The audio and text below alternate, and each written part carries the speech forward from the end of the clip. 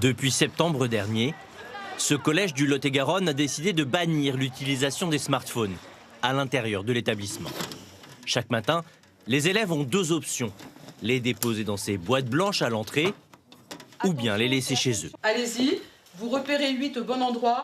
Ce matin, rien ne va perturber ce cours de maths. Dans une classe, si vous avez un petit bruit parasite, et surtout si c'est un portable, là tout le monde, voilà, le cours s'arrête. Oh, qui c'est, etc. Donc là on n'a plus ça. L'interdiction du smartphone est la règle dans tous les collèges de France depuis 2018. Mais les principaux ne parviennent pas à la mettre en place. Car les élèves ont le droit de garder leur téléphone avec eux, dans leur sac ou dans leur poche. Alors à chaque pause, c'est le même rituel et le même lieu de rendez-vous. On était tous toutes aux toilettes et on était sur le téléphone. Et maintenant ? Maintenant, il n'y a plus personne aux toilettes. On est plus dans la cour, on marche, on discute de tout et de rien, etc. Après 6 mois, les élèves sont dans l'ensemble satisfaits de l'expérience. Mais dès la fin des cours, leur premier réflexe, c'est de rallumer leur portable. Y a-t-il des établissements qui vont plus loin? Nous en avons trouvé, mais de l'autre côté de la Manche. Les élèves de ce collège anglais se sont portés volontaires pour participer à une expérience inédite.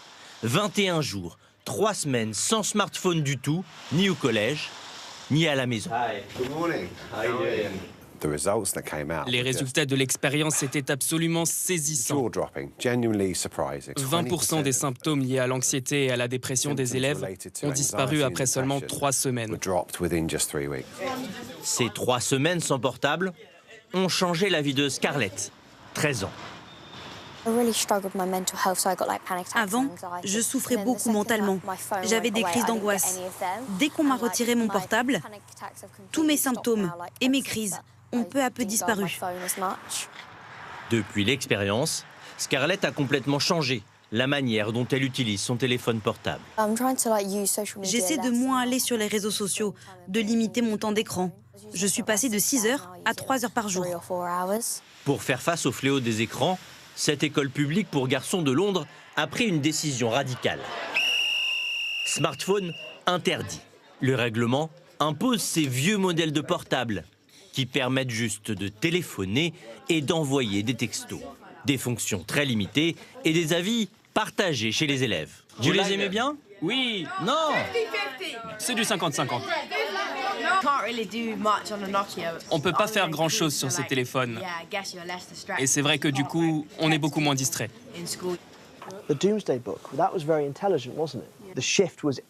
Le changement a été instantané. Ce sont presque de nouveaux garçons. Ils sont beaucoup plus concentrés, plus enthousiastes.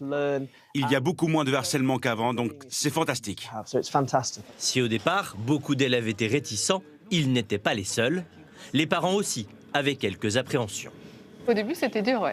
En fait, c'est angoissant de ne plus pouvoir savoir où il est, en fait. De ne plus pouvoir le tracer. Et donc, comment vous faites? Maintenant, en fait, on a lâché prise. Mais en fait, c'est lui donner plus d'autonomie, in fine. Donc, et lui faire confiance.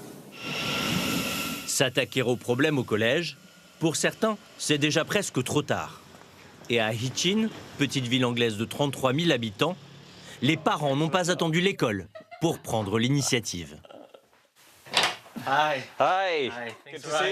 Pour Richard et Jessica, tout a commencé autour de cette table il y a 1 an. Au départ, ils sont 4. Leurs enfants approchent du collège. Ils ne veulent pas leur donner de portable, mais ils redoutent qu'ils soient mis à l'écart. Alors ils décident de convaincre le plus de parents possible de renoncer eux aussi à l'achat d'un téléphone.